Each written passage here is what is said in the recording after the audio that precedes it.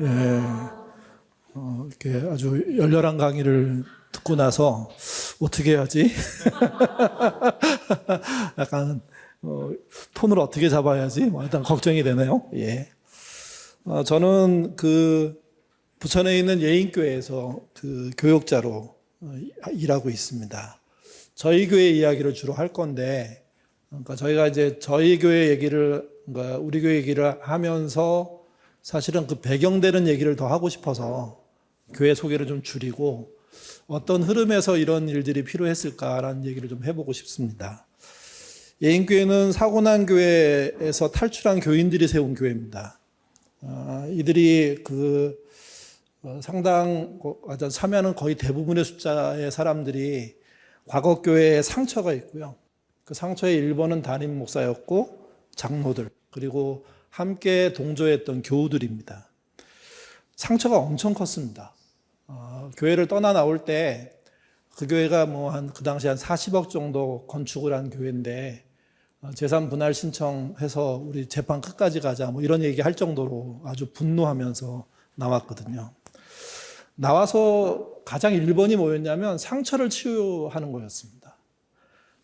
시도 여러 차례 전문가들 불러다가 했는데 치료는 안 되고요. 상처가 덧나는 게 더 훨씬 더 많았고 그리고 아픔은 커지는 반복이 일어났습니다. 그런 거 있잖아요. 기적을 본 사람들이 이후에 더 큰 기적을 기대하는 것처럼 상처를 크게 당한 사람들은 일시적인 치유에 대한 기쁨을 내면화시키지 못하고 오히려 더 큰 치유, 더 확실한 치유, 더 분명한 치유에 대해서 얘기하는 악순환에 빠집니다. 이거를 못 끊으면 결국은 자기 내면 들여보다가 그냥 모든 게 종결되는 그런 일들이 일어나는 거죠. 치료책이 필요했습니다. 그리고 저는 그 당시에 이제 이렇게 부름받아서 들어갔던 교육자인데, 교회로 인한 상처는 내면 치료가 아니라 건강한 교회라는 방향성으로 치료가 가능하지 않을까? 이렇게 생각을 한 겁니다. 그리고 막연하게 그 길을 한번 가보자. 참고로 저는 신학 전공이 아니고요. 기독교 교육 전공이고 또 전공 안에서도 그 상담 심리가 제 전공입니다. 그러니까 기독교 상담 치료 이런 쪽의 전공자이기 때문에 접근이 좀 달랐다고 생각합니다. 또 초기 교인들은 건강한 교회 얘기하자 상당한 오해가 있었습니다. 어떤 오해가 있었냐면 목사와 장로가 사고치지 않는 교회, 그게 건강한 거라는 거죠. 또 교우를 잘 이끄는 교회, 그게 건강이라는 겁니다. 또 성장을 시켜서 상처를 준 교회 옆에다가 더 큰 건물을 짓는 교회. 아주 구체적으로 복수를 원했습니다. 예. 상처 입은 교우들이 얼마나 힘들면 그런 생각까지 했을까. 복수를 위한 교회 생각할 정도면 그분들의 마음이 얼마나 괴로웠을까. 동의는 되고 이해는 되지만 그런 교류를 할 수는 없죠. 그래서 처음에 제 고민은 뭐였냐면 그들이 갖고 있는 교회의 상을 해체하는 거였습니다. 이걸 어떻게 마음 상하지 않게 그러나 충격적으로 해체할 방법이 뭐가 있을까? 그리고 다시 성경이 말하는 교회상, 물론 제가 찾고 공부해서 함께하는 성경이 말하는 교회상이라는 것도 사실은 저의 편견에 의해서 세워지는 거기 때문에 완벽하지 않습니다. 근데 그들이 갖고 있는 모습보다는 좀 진일보한 모습으로 제시하고 더 나은 그런 방법으로 길을 찾자 이렇게 제안을 시작한 겁니다. 그리고 이제 저희가 조금 시간이 지나면서 방향을 잡게 되는데 그때 등장한 게 신자의 자립이었습니다. 그러니까 과거 교회의 신앙상 교회상을 해체하고 새로운 교회에 관련된 상들을 정립하고 그리고 그걸 가지고 자립하는 신자, 그러면 자발적인 공동체가 가능하겠다. 저희는 그렇게 생각했습니다. 그 앞에 강의에서도 나왔지만 그때 저희가 했던 방법이 공동체 해석입니다. 그러니까 저희가 쓰는 이 말이 이미 유명해졌고 많이 알려진 말이긴 하지만 당시는 되게 낯선 말이었습니다. 무슨 말이냐면 교회가 해야 될 일에 대한 어떤 주제나 방향성, 설교의 내용들을 교인들과 함께 정하고 그 주제들을 서로 상호 토론 관계를 통해서 말씀의 내용을 정리해 나가는 방식. 그걸 저희가 공동체 해석이라고 하는데, 그거는 상식적인 면이든 성경적인 면이든 그게 도덕적이든 아니면 그게 뭐 비전과 관련돼 있든 상관없이 가능합니다. 그러니까 그래서 저희들이 나름 속에 결론적으로 얻었던 중간의 결론은 자립한 신자에 의해서 세워지는 자발적인 공동체입니다. 이게 우리 주신 제목하고 일치해서 되게 놀랐습니다. 예. 그 제목은 따로 세운 거고요. 저희는 그런 생각을 하고 있는 교회였고요. 혹시 알고 하신 건가요? 알았으면 대단한 거고요.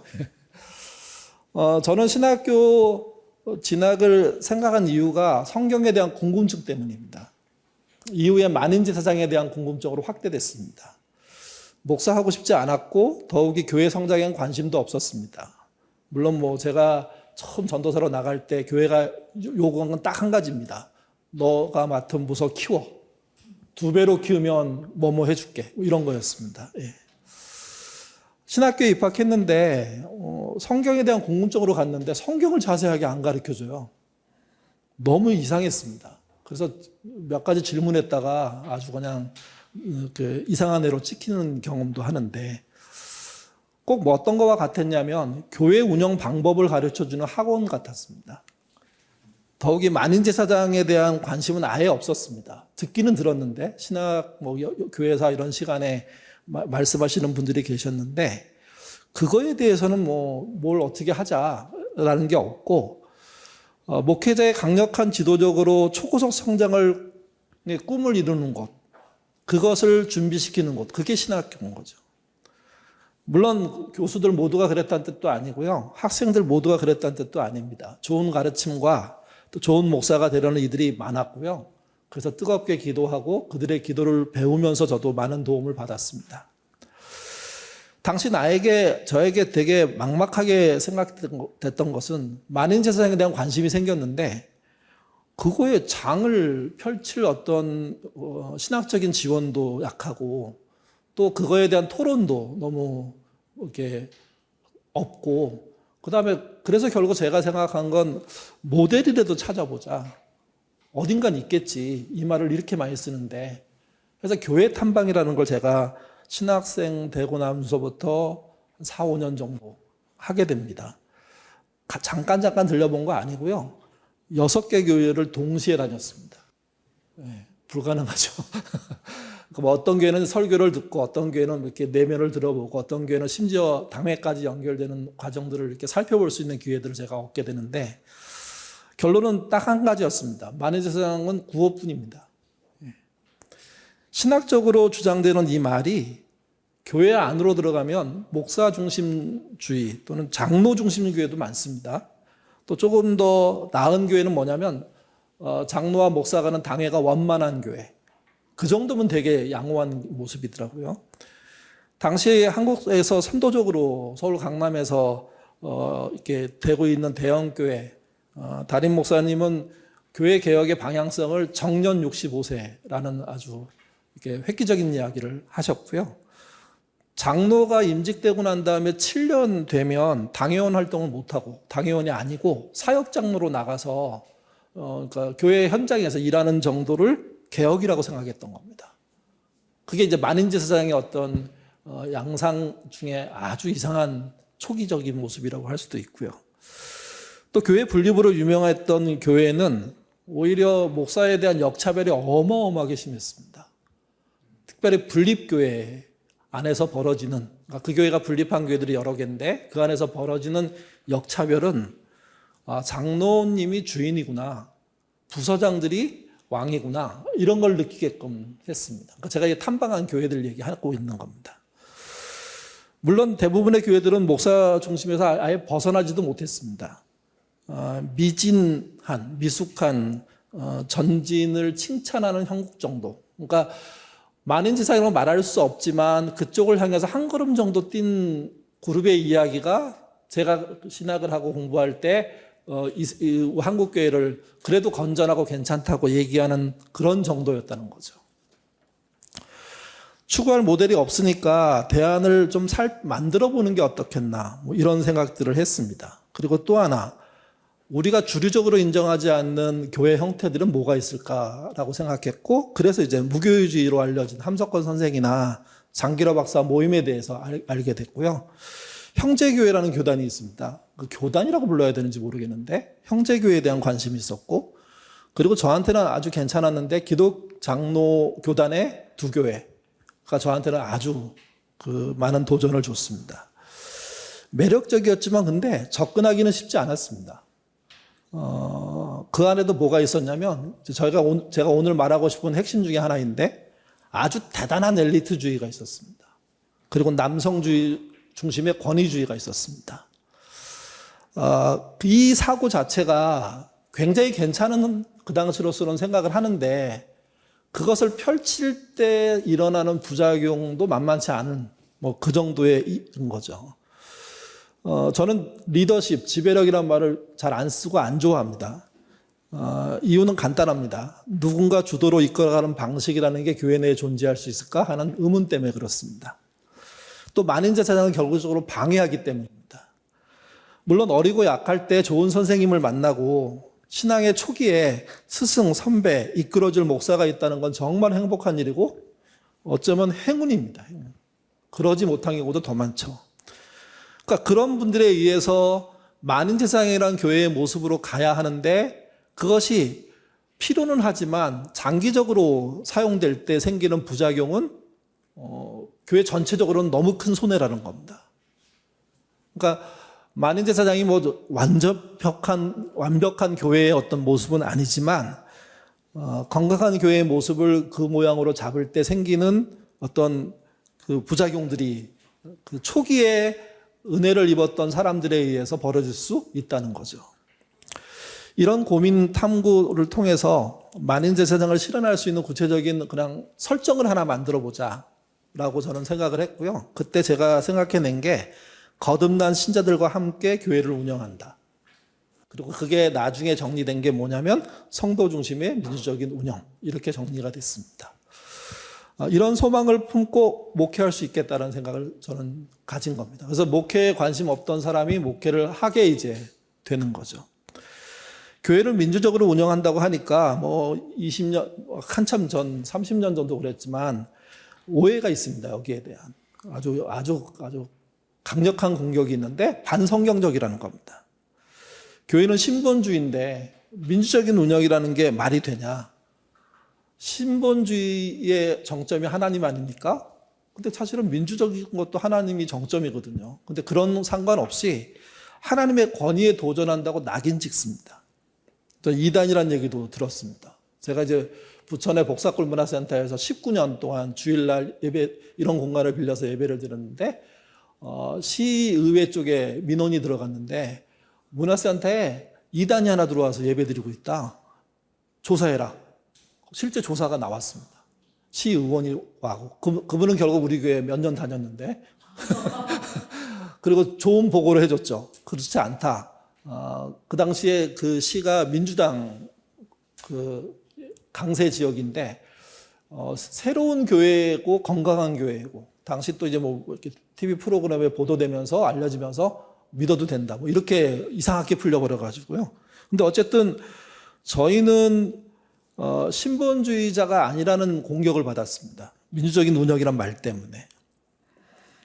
물론 이게 처음엔 저도 약간 움찔했습니다. 왜냐하면 그런 공격을 받아본 적도 없고 그런 말을 들을 정도로 내가 사이비는 아닌 것 같은데 그렇게 말을 하니까 일단 몸을 숙이자 하고 상황들을 살피게 된 거죠.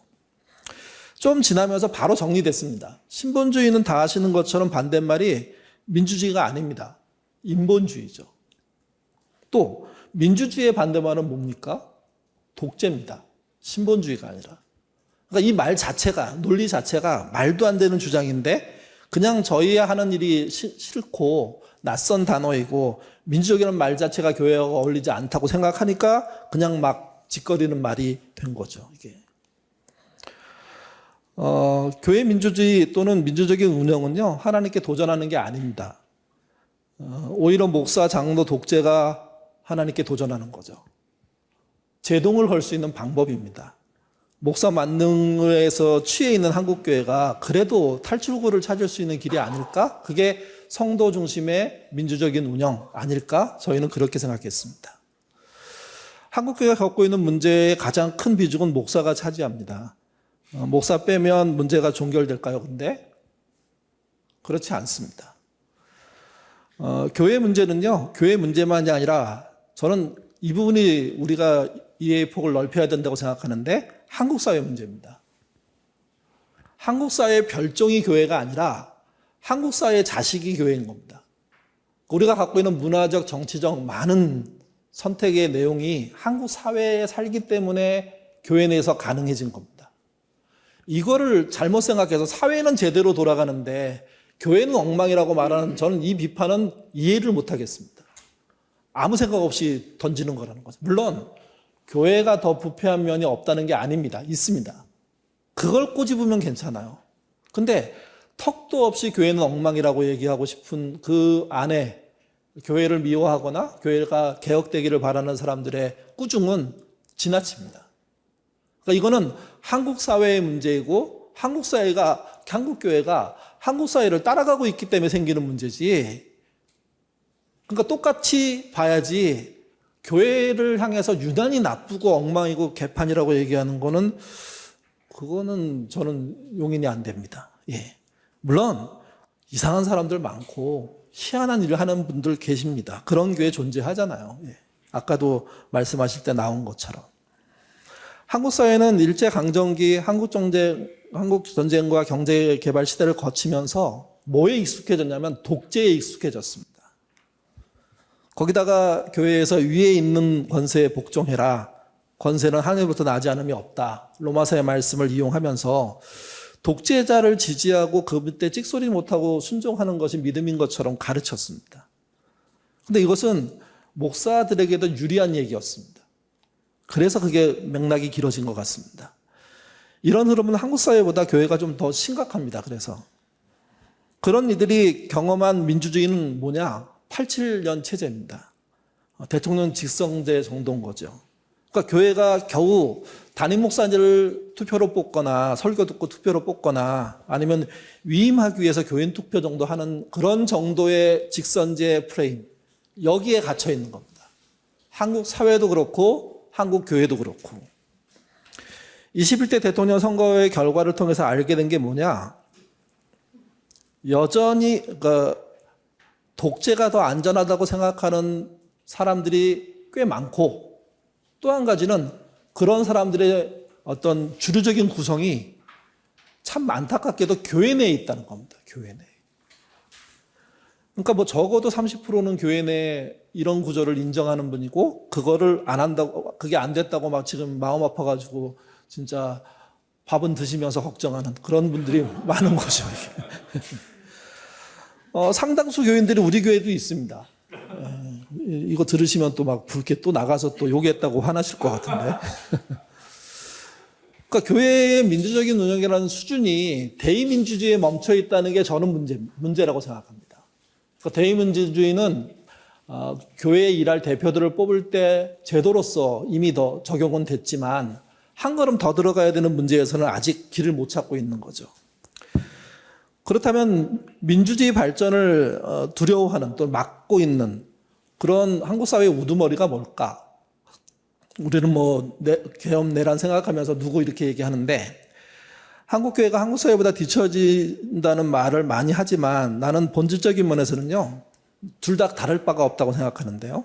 그게 뭐냐면 엘리트 권위주의입니다. 이건 이제 저는 이제 사실은 처음에 원고를 썼을 때는 그 가로치는 내용을 다 썼거든요. 여러 번 반복하니까 너무 많더라고요. 그래서 엘리트 권위주의라고 이렇게 말하는 게 좋겠다. 왜냐하면 제가 영향을 받은 책 중에 하나가 한한상정님의 민중과 지식인인데, 거기 보면 지배 권력이라는 말이 나옵니다. 엘리트 권력이란, 엘리트 지배력 이런 게 말이 나오는데, 그 말도 일치한다고 생각하는데, 내용은요, 이 엘리트 권위주의가 돈, 권력, 연줄, 그리고 엘리트라고 제가 안기라고 썼잖아요. 많이 배웠으면 사고력이 커져야 되는데 단순 암기력이 커진 거예요. 뇌 용량은 커졌는데 그걸 가지고 지혜롭게 못 쓰는 형태의 어떤 힘. 그리고 주술. 최근에 편입된 것 같죠? 아니요. 애당초부터 있었습니다. 그리고 그거를 아닌 것처럼 넘어왔고, 근데 주술, 그리고 그것에 의한 독재. 몇 단어가 더 들어갈 수 있는데 일단 그 정도로 보는 엘리트 권위주의가 문제라고 생각하는 겁니다. 엘리트 권위주의는 보통 극우와 보수의 문제라고 생각하는 분들이 많습니다. 근데 아닙니다. 저희가 민주적인 운영이라는 방식과 교회개혁 실천연대에서 상담소 일들을 같이 하면서 보수교회 교인들 상담 많이 했거든요. 교회의 큰 문제에 대해서는 보통 개혁연대가 하지만 이제 저희 개인적으로 찾아오는 분들은 1인이 고민하는 문제를 가지고 찾아오는데 그게 대부분 교회 재정과 목사의 문제 뭐 이런 거 갖고 오십니다. 근데 여러분 보수교인들만 오는지 아십니까? 아닙니다. 진보적인 교회에서도 옵니다. 숫자는 적지만. 그리고 내용이 보수교회랑 다르냐? 물론 도덕적인 수준에서야 다를 수 있지만 내용으로 따질 때는 다르지 않습니다. 똑같이 엘리트 권위주의가 이쪽 저쪽을 다 잡고 있는 겁니다. 사회도 교회도 다 잡고 있는 겁니다. 그러니까 이거는 한국 사회의 고질적인 문제이고 한국 주류와 싸워야 될 문제라는 그림이 그냥 자연스럽게 그려지는 거라는 겁니다, 이게. 그러니까 우리가 싸우고 있는 대상이 단순하게 교회 한계를 잘 세우자는 문제가 아니라 한국 사회와 싸울 수 있느냐 하는 문제이고 이 싸움을 하려면 사실은 전생애를 걸어야 되는 목회자 입장에서는 교육자 입장에서는 그런 거고요. 교회 입장에서도 보통 교회로 갈 수 없는 그런 길을 찾을 수밖에 없게 된다는 겁니다. 제가 경험한 정치는요, 박정희는 독재였습니다. 물론 어렸을 때 박정희는 국부였기 때문에 흠을 논할 존재가 아니었습니다. 중고등학교 대학 시절에 전두환 독재가 무시무시했습니다. 이 흐름을 바꾼 게 87년 직선 개헌입니다. 그러니까 대의민주주의로 전환된 거죠. 그로부터 38년이 지난 지금 대의민주주의는 엘리트 권위주의를 못 넘어서고 있습니다. 저는 이게 우리 사회의 가장 큰 문제고 교회의 큰 문제라고 생각합니다. 그러니까 장로 교단의 헌법에 보면 대의민주주의를 다 지향합니다. 그렇지만 엘리트 권위주의는 그 안에 숨어있는 실제 그 세력인데, 실제 권력인데 그거는 못 넘어서고 있습니다.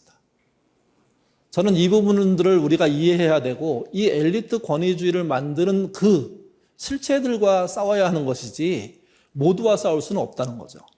그리고 이걸 정리해야 나머지 정리가 시작될 수 있다는 겁니다. 87년 체제는 기대와 달리 엘리트 권위주의 장벽을 만나서 번번이 과거로 돌아갈 뻔했습니다. 돌아가기도 하고 또 돌아갈 뻔도 하고. 박근혜 탄핵과 촛불혁명은 87년 체제의 전환 기회였습니다. 저는 그때가 제일 아쉽습니다. 그 다음에 문재인 정권이 등장하고 박원순이라는 시민운동 안에서 들어온 새로운 일들이 벌어졌는데 그분들은 실패했습니다. 제가 가로치고 부분적이라고 얘기한 것은 다 실패는 아니기 때문에. 근데 이 부분적인 실패가 엄청난 괴물을 낳습니다. 그게 윤석열이고, 그리고 그 괴물이 한 말이 있습니다. 사람에게 충성하지 않고 조직에게 충성한다. 국민 모두가 속아 넘어갔습니다. 그리고 윤석열은 엘리트 권위주의가 어디로 갈 수 있는지를 보여줬습니다. 물론 과거에 박정희도 그랬고 그 이후에 전두환도 그랬지만 전체주의로 갈 수 있다는 것을 보였고 그는 실제 그런 꿈을 꾸기 위해서 역사의 시간을 거꾸로 돌리는 그 나름대로는 모험을 우리 입장에서는 사회 파괴를 그렇게 시도한 자입니다. 거기다가 한국 사회의 엘리트 권위주의에 무엇이 문제인가를 또 보여주는 사건이 벌어졌는데 그게 주술입니다. 이번에 드러난 문제는 아닙니다. 과거부터 그쪽의 세력들은 그런 일로 뭉쳐 있었고 주술 네트워크라는 것이 형성되어 있는 상태에서 그들만 통하는 어떤 흐름과 라인들이 존재했던 거죠. 그걸 괜찮게 말하면 영적인 겁니다. 예. 주술 네트워크는 무당 점쟁이를 추종하는 것만 있는 게 아닙니다. 최근에는 사이비가 함께합니다. 신천지, 통일고. 저는 정광훈도 같은 라인이라고 생각합니다. 그리고 극우 기독교가 등장했습니다. 여기 나중에 이거 내보낼 때는 이분들 이름 내보내도 되나요? 공격을 제가 받을 것 같은데. 김진홍, 김장환, 그리고 소년보, 윤석열에게 안수하려고 했던 자리 빼앗겨서 억울해했던 사람들 모두 다 같은 라인입니다. 같은 라인. 그러니까 그들이 교회를 하고 있기 때문에 교회가 부정될까봐 걱정되긴 하지만, 특별히 그 교회 안에도 뭐 좋은 사람이 없으란 법이 없으니까 걱정되긴 하지만, 그들은 이제 주술 네트워크에 들어간 사람들입니다. 전부 다. 신천지도 없고 통일교도 없고, 누가 그렇게 구분하더라고요. 기독교인과 그리스도인은 다르다고. 그리스도인이 진짜고 기독교인은 종교인이라고 이렇게 구분하는 게 있는데, 그런 식으로 말한다면 그들은 기독교인인 거죠. 종교인인 거죠. 종교적인 주술 관계로, 영적인 관계로 연결되는 네트워크입니다. 문재인과 박원순의 등장 등의 실패는요, 민주주의를 원하는 사람들에게 크게 실망을 줬습니다. 그때 한국 민주주의는 대이동을 합니다. 저는 이 흐름이 굉장히 중요하고 지금을 판단할 때 볼 수 있는 아주 좋은 시선이라고 생각하는데, 누군가를 통해 민주적 사회를 원했던 이들이 직접 민주 행동으로 나선 겁니다. 저는 이거를 수기적인 민주로 가는 어떤 중간 단계 정도로 생각합니다. 그 전까지만 해도 모든 어떤 흐름이 시민운동에 쏠렸습니다. 근데 시민운동을 이렇게 발전시켜야 될 문재인과 박원순이라는 중요한 정치적인 아이콘이 제대로 해내지 못하고 갑자기 와르르 무너지니까, 방법이야 서로 내용이야 서로 달랐지만 다시 엘리트 권위주의가 일어서려고 하게 된 거죠. 이걸 시민들이 알아차린 겁니다. 그래서 어디로 가게 됐냐면, 일찍 끝내달라는데요. 제가 그렇게 많이 했나요? 알겠습니다. 이렇게 말을 하면 안 되는 거군요. 그 시민운동에 있었던 지원자들이 전부 민주당으로 들어가는 일이 벌어졌습니다. 민주당에 뭐 당원이 200만, 그리고 한 달에 그 후원금이 120억 뭐 이렇게 나오는, 그러니까 이런 적은 없습니다. 근데 그분들이 들어가서 뭘 했냐? 실제 민주주의를 제대로 하는 일에 방해하는 자들을 다 솎아내버린 겁니다. 지금도 솎아내는 작업들을 하고 있습니다. 저는 이 흐름을 봐야 된다고 생각합니다. 교회도. 그러니까 수기적인 구조, 직접적인 구조로 가지 못하면 교회는 어느 순간 효능감이 떨어질 것이고, 교회에 실망한 사람들은 교회 바깥으로 나올 겁니다. 평신도 교회가 그래서 이득을 본다 이런 뜻이 아니라, 교회는 양상이 달라질 겁니다. 판이 바뀔 겁니다. 뭐 교육자들은 사실은 그런 걱정을 하고 있는 거죠. 계엄이 일어날 때 내란 세력으로부터 나라를 지키기 위해서 뛰어나온 사람들은 세대를 초월했습니다. 자발적인 저항입니다. 국회의원들은 투표함으로 막았고, 그 다음에 시민들은요, 국회의원과 함께 담을 넘고 국회를 지켰고, 그리고 그것에 의해서 안팎의 군과 경찰과 대치하고, 또 누가 주의했는지 모르겠는데 한강의 말이 맞는 것 같습니다. 과거가 현재를 돕고 죽은 자가 산 자를 구원했다는 말. 그러니까 이 대열에 국회의원, 시민만이 아니라 군인도 소극적으로 참여하죠. 그런 적은 없었습니다. 이제 계엄과 내란의 잔당이 소탕되는 일만 남았습니다. 근데 문제는요, 이게 소탕되더라도 엘리트 권위주의에 대한 정리를 못하면 한국 사회는 다시 돌아갑니다. 저는 지금이 교회이든 사회이든 엘리트 권위주의자에 대한 어떤 재평가가 이루어져야 되고 정리가 이루어져야 된다고 생각합니다.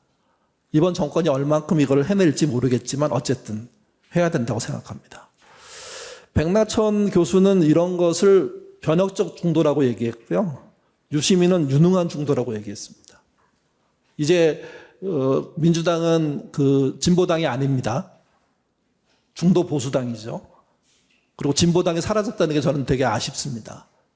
제대로 된 역할을 할 수 있는 그룹이 생겨나야 된다고 생각합니다.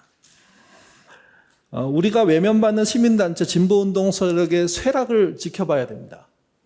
교회도 그럴 수 있기 때문입니다. 예. 그리고 또 교회는 알아야 됩니다. 지금 교회가 욕먹고 있는 것은 박해받는 게 아니라 사회적으로 꾸중을 듣고 있는 겁니다. 변하지 않으면 외면당할 겁니다. 교회도 엘리트 권위주의를 내려놔야 됩니다. 예인교회는 민주적인 운영을, 우리가 예인교회가 처음 말했던 건 2002년입니다. 말하는 우리도 좀 어색했고 듣는 이들도 좀 반신반의했습니다.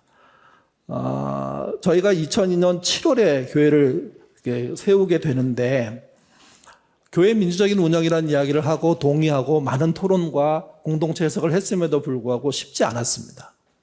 거기 저희 교인들하고 벌어졌던 예 두 가지를 얘기했는데, 하나는 김밥 먹는 이야기였고요.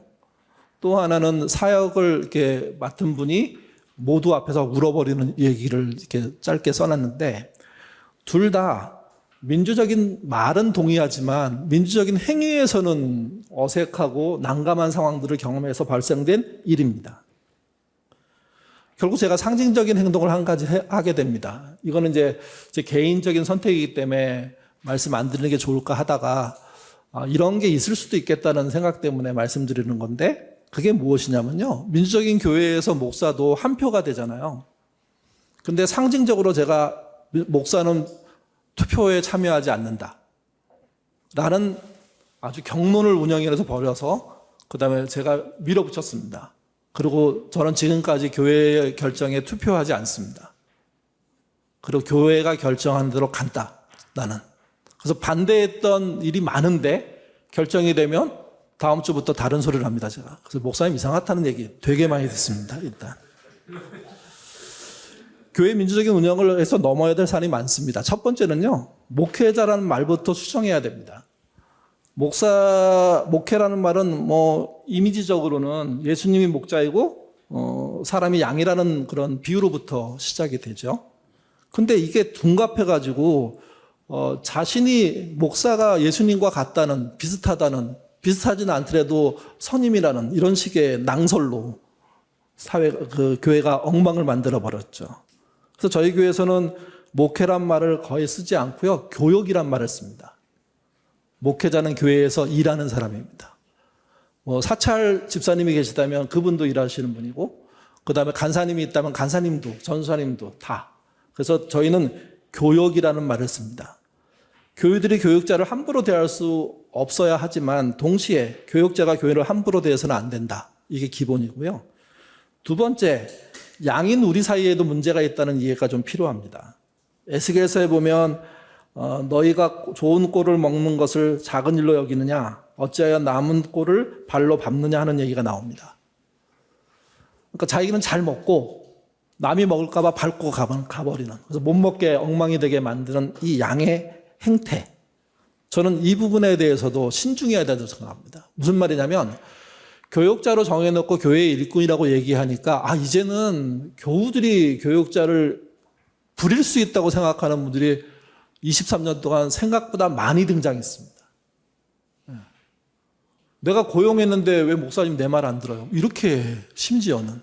그러니까 뭔가 큰 그림과 질서, 조직을 이해하지 못한 상태에서 그냥 복수적인 차원에서만 생각하는 양에 대한 잘못된 이해, 저는 이 부분이 잘 해결되지 않으면 그러면 교역이라는 방식과 함께 할 수 있는 교회가 쉽지 않다는 얘기입니다.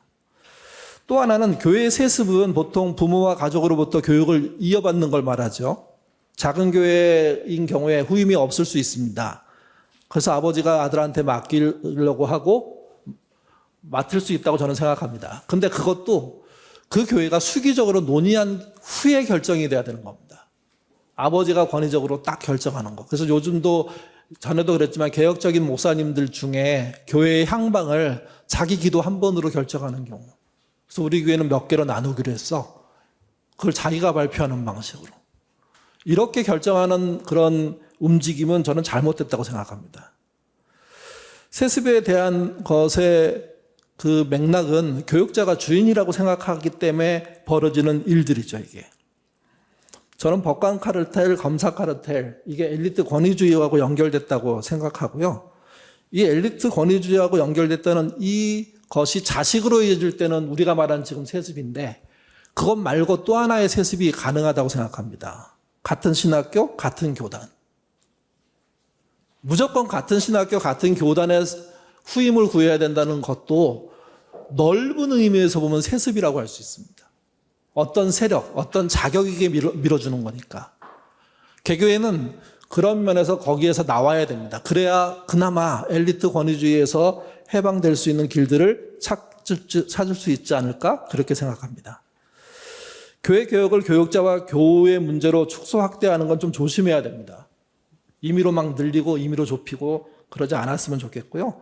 누굴 제압하고 누굴 키워주는 문제가 아니어야 됩니다. 건강한 교회가 되기 위해서는 위치 조정이 필요하지만 교우 독재로 하는 게 개혁이라고 말하는 것도 착각입니다. 교우와 교육자가 함께 교회에서 수기적인 민주적인 운영을 할 수 있는 교회로 나가는 것, 엘리트 권위주의가 무너지고 수평적인 관계를 만들어 나가는 것, 그게 해야 될 과제라고 생각합니다. 마지막으로 생각할 수 있는 것은 교육자도 그렇지만 교우가 자립해야 됩니다. 하나님을 믿는 신자로서 하나님 앞에 홀로 서는 과정들을 해가야 됩니다. 이 과정은 공장에서 제품을 찍어내듯 할 수가 없습니다. 다양할 수밖에 없고 시간이 다를 수밖에 없습니다. 하나님의 뜻을 찾고 함께 가는 노력들을 해가는 과정에서 교우의 자립은 절실합니다. 물론 이 말은요, 교역자의 자립도 절실하다는 겁니다. 그 과정에서 다른 교육자의 도움이 필요합니다. 지배하지 않고 도울 수 있는 방법들을 교회가 찾아야 되고 그 도움을 목사 혼자, 교육자 혼자 주는 게 아니라 함께 줄 수 있는 방법들이 필요합니다. 저는 그거를 공동체라고 생각합니다. 예인교회는 비전은 하나님으로부터, 운영은 민주적으로, 소유는 최소한, 나눔은 최대한이라는 것으로부터 모토를 하고 있고요. 비전은 하나님 말씀이고 민주적인 운영은 교회를 운영하는 방식입니다. 그리고 소유는 최소한, 나눔은 최대한은 교회의 방향성입니다. 저희는 이것이 이루어지는 것을 하나로 뭉친 표현이 민주적인 운영이라고 얘기하는 겁니다. 그리고 그것은 건물에 의해서 되지 않고 신자의 모임에서 된다라는 말씀을 이렇게 따르려고 합니다. 예인교회는 실제 그래서 건물이 아니고요, 모임이고요. 어떤 모임이냐? 수기 민주적 운영을 하려는 모임입니다. 예인교회는 규약을 갖고 있고요. 최고 의결기관이 교인총회입니다. 행정을 위임받은 곳이 운영위원회입니다. 교역을 위임받은 자들이 교역자고요. 사역을 위임받은 자들이 사역자입니다. 그리고 교회 속에 작은 교회인 아둘람이 존재합니다. 더 단순하게 말하면 운영위원회와 교역자는 아둘람의 자립과 수기적인 운영을 위해서 존재합니다. 아둘람의 네트워크 예인교회입니다. 현재 13개가 존재하는데 각자 아둘람은 목적을 갖고 있고 자신들의 한 헌금을 사용합니다. 아둘람은 지명방어라는 차상위 계층 생활환경에 참여해야 되고 흩어진 예배라는 교류하는 교회와 교제해야 됩니다. 그리고 아둘람 주일이라는 따로 모여 주일 예배를 드리는 일을 하고 있습니다. 한 달에 2주는 전체 예배에 참여하는 게 일반적이고요. 또 2주는 자체 주일 예배를 드리는 게 방향성입니다. 다 그렇게 하지는 못합니다. 하려고 하는 의도가 있는 교회 아둘람을 하도록 만들어주는 거죠. 교육자들이 참여하는 아둘람은 2개입니다. 그러니까 예인교회는 교육자도 참여하고 우리 교우들도 함께하는 13개의 아둘람 네트워크입니다. 아둘람이 자발적인 공동체가 되어가는 과정은 앞에도 말씀드렸지만 교우들의 자립입니다. 자립하지 않으면 자발적 공동체가 어렵습니다. 교육자와 아둘람은 교우의 자립을 돕고 수기적인 자리에 참여하도록 이렇게 애씁니다. 지금도 그랬지만 신학교를 졸업하고 교육에 시작할 때 전도사 시치라는 걸 받거든요. 그러면 이제 청빙교회가 누구를 청빙하겠습니다. 그러면 지방에서 모아가지고 시험을 보고 면접을 봅니다. 그때 이런 문제가 있었습니다. 하나님의 뜻과 담임 목사의 뜻이 다를 때 부교육자는 누구의 뜻에 순종해야 하는가? 남호성 목사님 기억나십니까? 저랑 같은 교단이거든요. 거기는 없었는지 모르겠는데 저는 있었습니다. 답이 뭘까요? 저는 의도가 있다고 생각했고요. 하나님 뜻이라고 말했습니다. 그랬더니 면접 시작하기 전에 선배 한 명이 저를 불러내놓고 그 문제를 낸 의도에 대해서 다시 설명해 줬습니다. 교회를 담당하는 입장에서 담임 목사는 책임자다. 책임자의 결정이 하나님과 다를 수 있다. 그러면 부교육자는 그 책임자를 따라야 된다. 이거였습니다. 이 설명이 저는 교회가 어디로 달려가는지를 보여주는 아주 극명한 놀라운 교육이라고 생각합니다. 이 문제 하나로 서열이 정리되고 방향이 정리되고 너무 답답하고 힘든 거 경험하기 시작합니다. 선배들부터 내려오는 시치에 대한 족보가 있는데 거기 문제가 있었답니다. 저는 못 보고 갔고요. 다른 사람은 다 보고 와서 정답을 썼습니다. 이것이 교회의 엘리트주의, 권위주의의 출발입니다. 그러니까 엘리트하면 무조건 공부 잘하고 뭐 이런 식의 문제가 아니라 어떤 집단이든 권위를 갖고 실력을 인정받는 자로 이게 해석될 수가 있거든요. 그래서 후배가 선배에게 무조건 복종하고 전도사는 목사에게, 이게 이제 한 걸음 더 나가면 교우는 목사에게 이렇게 되는 거죠. 이게. 신학교 때 저를 바깥으로 인도해낸 사람이 있습니다. 만나지는 못했는데 책으로 만난 분들인데요. 한한산 장로님과 리영희 선생입니다. 한한산 장로님의 민중과 지식인은 너무 충격이었고요. 그 다음에 리영희 선생의 우상과 이성도 너무 충격이었습니다. 거기에는 기독교인으로 등장하는 박군과 Y군이 나오거든요. 민중과 지식에서는 Y군이 나오고 그 다음에 우상과 이성에서는 박군이 나오는데 그때 리영희 선생이 그 박군에게, 크리스찬 박군에게 한 말 일부를 제가 읽어보겠습니다. 박군이 제기한 문제들은 아직 남아있지만 지면도 다 되었으니 오늘은 이만 끝내지. 어떻든 박군이 교회 안에서 교회 밖 사회로 눈을 넓히는 것은 다시 축하하네. 교회도 사회 속에 있는 것이고 사회는 정치 속에 있는 것임을 명심하기를 바라네. 처음에는 되게 이질적으로 느꼈는데 읽으면 읽을수록 내가 뭔가 착각을 하고 있을 수도 있구나 하는 생각을 했고 그때 떠오른 게 뭐냐면 좁고 각별한 특별 계시에 너무 우리가 눈이 가려져 있었다는 겁니다. 넓고 보편적인 일반 계시 이것이 더 큰 게 아닐까라는 사실을 놓쳤다는 겁니다. 보통 우리는 특별 계시만 예수 그리스도에 대한 구원의 길만 아주 중요하고 그걸 뚜렷하게 크게 봐야 된다고 얘기하는데 근데 그것도 그런 은혜가 어디서 주어졌냐? 일반 계시 안에서 주어진 거죠. 일반 계시라는 세상 안에서. 그러니까 좁은 부분으로 우리가 계속 몰고 들어가서 굴로 들어가게 되는 구조를 만든 게 구원의 길과 연결되어 있는 예수 그리스도의 은혜입니다. 근데 그 은혜는 일반 계시적인 넓고 보편적인 은혜를 바탕으로 말씀하시는 겁니다. 저는 이 순서의 뒤바뀜이 교회가 더 답답해진 구조가 아닌가 하는 생각을 합니다. 리영희 선생이 우상이 아닌 이성의 눈을 떠나야 한다고 말했지만 저는요, 엘리트 권위주의의 실체를 알아야 하고 수기민주주의라는 방향성이 있다는, 이게 정치적이든 사회적이든 다 연관되어 있다는 사실을 교우들이 알았으면 좋겠습니다. 다만 걱정이 있습니다. 리영희 선생이 한 말이기도 하고 또 옛날에 저희들 노신이라고 들었는데 루신이라는 사람 있지 않습니까? 중국에. 그가 자기의 중국에 있는 사람들을 보면서 안타까웠던 얘기가 있는데요. 이런 얘기입니다. 하나의 비유인데 빛과 공기도 들어가지 않는 단단한 방 속에 갇혀서 죽음의 시간을 기다리는 사람에게 벽에 구멍을 뚫고 밝은 빛과 맑은 공기를 넣어주는 것이 옳은 일인지 아닌지 궁리하면서 고민하는 상황의 이야기가 있다. 방 속에 사람은 감각과 의식이 마비된 까닭에 그 상태를 고통으로 느끼지 않을 뿐더러 자연스럽게 생각하면서 살아가고 있다. 그런 상태의 사람에게 진실을 보는 시력과 생각할 수 있는 힘을 되살리는 신선한 공기를 주는 것이 차라리 죄악일 수도 있지 않느냐 하는 말이다. 무슨 말이냐면요. 우리가 좋은 것을 비추려고 합니다. 근데 그 안에는 어두운 곳이라는 거죠. 좋은 빛이라는 게 굉장히 의미 있고 인격적으로, 인간적으로, 세계적으로 필요한 것이지만 상대방의 상태를 고려하지 않고 무조건 던져놓는 것은 어쩌면 그 사람에게는 죽음을 줄 수 있는, 삶을 포기하게 만들어버리는 이유도 될 수 있다는 겁니다.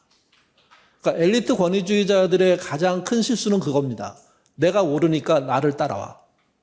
근데 목사들이, 교육자들이 그런 일을 교회에서 하고 있게 됐고 지금 하고 있는 분들도 많다는 게 문제인 겁니다. 그것에 대한은 민주적인 운영이라고 생각하고 단순히 대의민주적인 성과를 내고자 하는 것에서 끝나는 게 아니라 수기민주주의, 다시 말씀드려서 교회가 함께 논의하고 공동체 해석을 통해서 길을 찾고 그것을 교육도, 행정을 맡은 운영위원도, 사역을 맡은 사역자들도 함께 의도해서 가는 그런 구조를 찾을 때 대안이 생기지 어떤 형태 하나로 다시 고정시키는 방법은 아니라는 겁니다. 그리고 그때 나오는 대안은 공동체마다 다를 겁니다. 공동체마다 다를 겁니다. 저는 그 다양성이 필요하고 그 다양성은 교육자의 인생 전체와 교인의 인재 전체가 어우러지면서 만들어질 필요가 있고, 다만 한 번에 바꾸겠다는 생각 때문에 조급하게 움직이면 들어왔던 많은 사람들이 고사되는, 그래서 오히려 판을 잃어버리는 이런 일들이 벌어지지 않을까 하는 걱정을 합니다. 한국이 사회가 나아질 것 같긴 한데 한국 교회가 나아질까 이렇게 질문하면 좀 헷갈립니다. 여전히 아직도 독재라는 추억으로 살고 계시는 분들이 꽤 많기 때문에, 그런 경우에 이스라엘의 역사를 봤을 때는 하나님이 떠나는 일을 하시죠. 우리도 그런 일이 벌어지지 않을까 하는 걱정입니다. 마지막으로 요약해서 말씀드리면, 그래서 엘리트 권위주의에 속지 않으셔야 됩니다. 교회는 목사가 아니라 교육자가 되게끔 자리매김을 할 필요가 있고, 교우들은 목사 의존이 아니라 성경 말씀 안에서 자립해야 됩니다. 그리고 신자 누구도 배제되지 않고 수기적 교회로 갈 수 있도록 거듭나려고 함께 노력할 때 시간은 좀 걸리지만 기회들이 올 것 같습니다. 그런 길에 깊은 고민을 하시는 저도 되겠고 여러분도 되시기를 부탁드립니다. 이상입니다. 예.